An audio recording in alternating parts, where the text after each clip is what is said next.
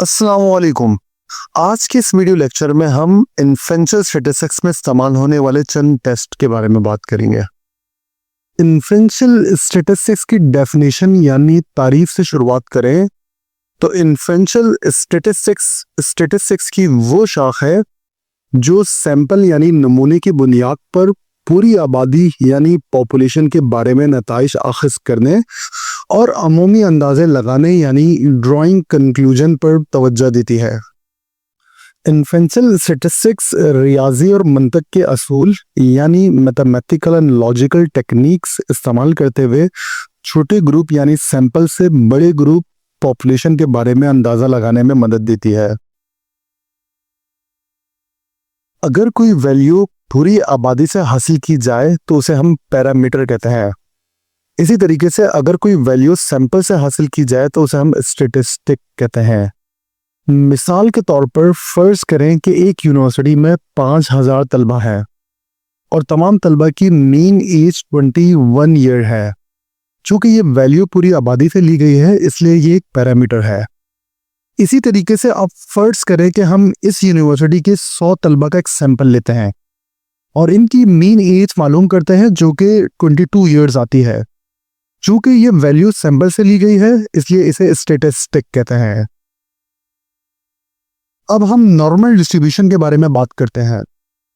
अगर data normally distributed है और आप उस पर हिस्टोग्राम को ड्रॉ करें और हिस्टोग्राम पर आप लाइन को ड्रॉ करें तो वो बेल शेप का ग्राफ बनाएगा जिसमें ज्यादातर डेटा मीन वैल्यू के अराउंड आसपास ही होगा और ये दोनों तरफ यकसा तौर पर तकसीम होगा यानी मीन के अराउंड बायलैटरली सिमेट्रिकल होगा। अब अगर हम नॉर्मलिटी टेस्ट के बारे में बात करें तो नॉर्मलिटी टेस्ट ये मालूम करने के लिए किया जाता है कि डेटा नॉर्मल डिस्ट्रीब्यूशन की पैरवी करता है या नहीं। अब अगर हम 95% कॉन्फिडेंट इंटरवल लेकर नॉर्मलिटी टेस्ट को अप्लाई करें और फिर अगर पी वैल्यू 0.05 से ज्यादा हो तो डेटा को नॉर्मल समझा जाता है, यानी फिर हम नल हाइपोथेसिस को रद्द नहीं करते जो ये कहता है कि डेटा नॉर्मली डिस्ट्रीब्यूटेड है। अब इसी तरीके से अगर पी वैल्यू 0.05 से कम हो तो डेटा को नॉर्मली डिस्ट्रीब्यूटेड नहीं समझा जाता और हम नल हाइपोथेसिस को रद्द कर देते हैं जो ये कहता है कि डेटा नॉर्मली डिस्ट्रीब्यूटेड है। नॉर्मलिटी टेस्ट दो किस्म के होते हैं, Shapiro Wilk test, Kolmogorov Smirnov test. Sample size के मुताबिक टेस्ट के इंतखाब किया जाता है। अगर सैंपल साइज 50 से कम हो तो हम शपीरो-विल्क टेस्ट का इस्तेमाल करते हैं। इसी तरीके से अगर सैंपल साइज 50 से ज्यादा हो तो हम कोलमोगोरोव टेस्ट का इस्तेमाल करते हैं। डेटा की नॉर्मलिटी मालूम करना इसलिए जरूरी है क्योंकि हम पैरामेट्रिक टेस्ट तभी इस्तेमाल करते हैं जब डेटा नॉर्मली डिस्ट्रीब्यूटेड हो।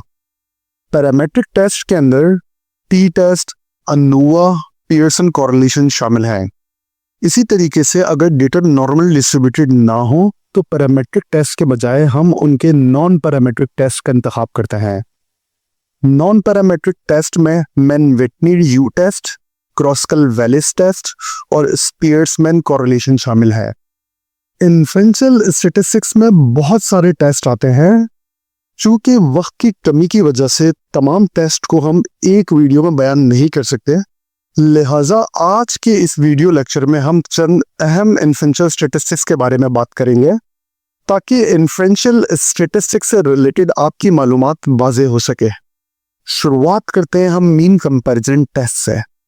Mean comparison test statistical test हैं जिसके जरिए ये जानने की कोशिश की जाती है कि दो या दो से ज्यादा ग्रुपों के दरमियान मीन में कोई खास फर्क यानी सिग्निफिकेंट डिफरेंस मौजूद है कि नहीं।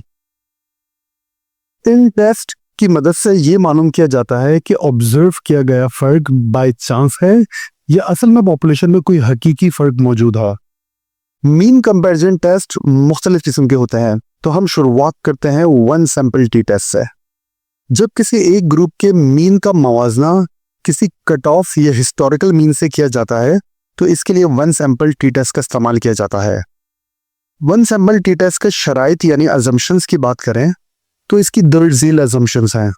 सबसे पहले डेटा क्वांटिटेटिव होना चाहिए, ऑब्जर्वेशंस आपस में इंडिपेंडेंट होनी चाहिए, डेटा नॉर्मली डिस्ट्रीब्यूटेड होना चाहिए और अगर सैंपल का साइज 30 से ज़्यादा हो तो नतीजे ज़्यादा दुरुस्त और काबिल एतमाद होते हैं। अब अगर डेटा नॉर्मल डिस्ट्रीब्यूटेड ना हो तो नॉन पैरामीट्रिक टेस्ट जैसे कि विल्कॉक्सन साइन रैंक टेस्ट का इस्तेमाल किया जाता है।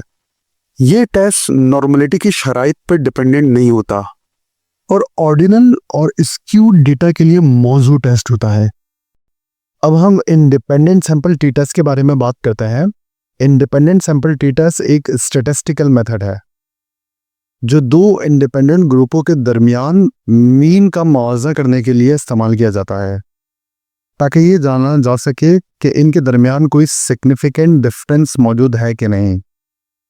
इनकी मिसालों की बात करें तो लड़के और लड़कियों के इम्तिहानी नंबर्स का मुआवजा और इसके अलावा दो इलाज ग्रुप यानी मसलन दवा और प्लेसबो के दरमियान ब्लड प्रेशर का मुआवजा करने के लिए इंडिपेंडेंट सैंपल टी टेस्ट का इस्तेमाल किया जाता है। अब हम इंडिपेंडेंट सैंपल टी टेस्ट के लिए शराइत यानी अजम्पशंस के बारे में बात करते हैं। तो पहली अजम्पशन ये है कि आपका डिपेंडेंट वेरिएबल रेशो या इंटरवल स्केल्स में होना चाहिए और इसके अलावा इंडिपेंडेंट वेरिएबल की दो कैटेगरीज यानी टू ग्रुप होने चाहिए और दोनों ग्रुप एक दूसरे से गैर मुतालिक हो यानी इंडिपेंडेंट हो। मिसाल के तौर पर आप मर्द और औरत में इम्तहानी स्कोर के मीन कंपैरिजन कर रहे हैं। इसके अलावा दोनों ग्रुप्स का डेटा नॉर्मली डिस्ट्रीब्यूटेड हो। इसके अलावा दोनों ग्रुप के डेटा का वेरिएंस तकरीबन बराबर हो। इसे हम लीवेज टेस्ट के जरिए चेक करते हैं। अगर नॉर्मल डिस्ट्रीब्यूशन की शर्त पूरी नहीं होती यानी डेटा नॉर्मल डिस्ट्रीब्यूटेड नहीं होता तो हम मैन विटनी यू टेस्ट का इस्तेमाल करते हैं जो नॉन पैरामीट्रिक टेस्ट है। अब हम पेयर्ड सैंपल टी टेस्ट के बारे में बात करते हैं जिसे हम डिपेंडेंट सैंपल टी टेस्ट भी कहते हैं। ये बायोस्टैटिस्टिक्स का एक टेस्ट है जो दो जोड़ों में मौजूद ग्रुपों के दरमियान मीन कंपैरिजन के लिए इस्तेमाल किया जाता है। ये टेस्ट ये जांचने में मदद करता है कि दो जोड़ों के दरमियान मीन कंपैरिजन में सिग्निफिकेंट डिफरेंस है कि नहीं। इस टेस्ट को अप्लाई करने का मकसद ये होता है कि हमें मालूम करना होता है कि किसी एक ग्रुप में इंटरवेंशन के बाद कोई अहम तब्दीली आती है कि नहीं। मिसाल के तौर पर किसी मरीज का ब्लड प्रेशर दवा देने से पहले और दवा देने के बाद चेक करना। इसके अलावा तुलबा के टेस्ट स्कोर को तरबियती सेशन से पहले और बाद में मवाजना करना। अब हम पेयर्ड सैंपल टी टेस्ट के शराइत यानी अजम्पशंस के बारे में बात करें तो पहली अजम्पशन ये होती है कि आपके ऑब्जर्वेशंस पेयर्ड हो यानी डेटा ऐसी ऑब्जर्वेशंस पर मुश्तमिल हो जो आपस में जोड़े हों जैसे pre test and post test. Paired sample t test में हम normality direct pre and post test variable पे नहीं चेक करते जबकि हम पहले दोनों वेरिएबल के दरमियान का डिफरेंस मालूम करते हैं और उस डिफरेंस वेरिएबल पर हम नॉर्मलिटी चेक करते हैं और फिर अगर डेटा नॉर्मली डिस्ट्रीब्यूटेड होता है तो तभी हम paired sample t test apply करते हैं। अब इसी तरीके से अगर डेटा नॉर्मली डिस्ट्रीब्यूटेड ना हो तो हम विल्कॉक्सन साइन रैंक टेस्ट का इस्तेमाल करते हैं जो कि नॉन पैरामीट्रिक टेस्ट है। अब आखिर में हम वन वे अनोवा टेस्ट के बारे में बात करें तो वन वे अनोवा एक बायोस्टैटिस्टिक्स का टेस्ट है जिसमें 3 या इससे ज़्यादा इंडिपेंडेंट ग्रुप के दरमियान मीन कंपैरिजन का मुआवजा करने के लिए इस्तेमाल किया जाता है ताकि ये मालूम किया जा सके कि इनमें कोई अहम फ़र्क यानी सिग्निफिकेंट डिफरेंस मौजूद है कि नहीं। अनोवा का मतलब एनालिसिस ऑफ वेरिएंस कहलाता है। ये टेस्ट लगाने का मकसद ये होता है कि ये जानने की कोशिश की जाती है कि आया कम से कम एक ग्रुप का मीन दूसरे ग्रुपों से नुमाया तौर पर मुख्तलिफ है कि नहीं। अनोवा टेस्ट ये नहीं बताता कि कौन सा ग्रुप मुख्तलिफ है, ये सिर्फ इतना बताता है कि कोई फ़र्क मौजूद है कि नहीं। किन ग्रुपों के दरमियान ज़्यादा फ़र्क है और किन के दरमियान कम फ़र्क है ये जानने के लिए फिर हम पोस्ट हॉक टेस्ट लगाते हैं। नोवा टेस्ट लगाने वाले मिसालों की बात करें, अगर किसी रिसर्च पे 3 मुख्तलिफ इलाज ग्रुपों में मरीजों के ब्लड प्रेशर का मुवाजना किया जाए तो उसको मालूम करने के लिए हम one way ANOVA test apply करते हैं। इसी तरीके से 3 मुख्तलिफ स्कूलों के तलबा के इम्तहानी नंबरात का मुआवजा किया जाए तो तब भी हम वन वे अनोवा टेस्ट लगाते हैं। अब हम वन वे अनोवा के लिए शराइत यानी अजम्पशंस के बारे में बात करें तो सबसे पहले हर ग्रुप दूसरे ग्रुपों से आज़ाद यानी इंडिपेंडेंट होना चाहिए। इसके अलावा डिपेंडेंट वेरिएबल में ऑब्जर्वेशंस, रेशो स्केल या इंटरवल स्केल पर मेजर होनी चाहिए। इसके अलावा हर ग्रुप का डेटा नॉर्मली डिस्ट्रीब्यूटेड होना चाहिए। इसके अलावा तमाम ग्रुपों के डेटा का वेरिएंस तकरीबन बराबर होना चाहिए, जिसे हम लेवेंस टेस्ट के ज़रिए मालूम करते हैं। अब अगर डेटा नॉर्मली डिस्ट्रीब्यूटेड ना हो तो वन वे अनोवा जो कि पैरामेट्रिक टेस्ट है, इसके बजाय हम क्रॉसकल वैलिस टेस्ट का इस्तेमाल बपूँ। इन्फ्रेंशियल टेस्ट और भी बहुत सारी किस्म के होते हैं, लेकिन इस वीडियो लेक्चर में वक्त की कमी की वजह से हमने कुछ टेस्ट के बारे में बात करी।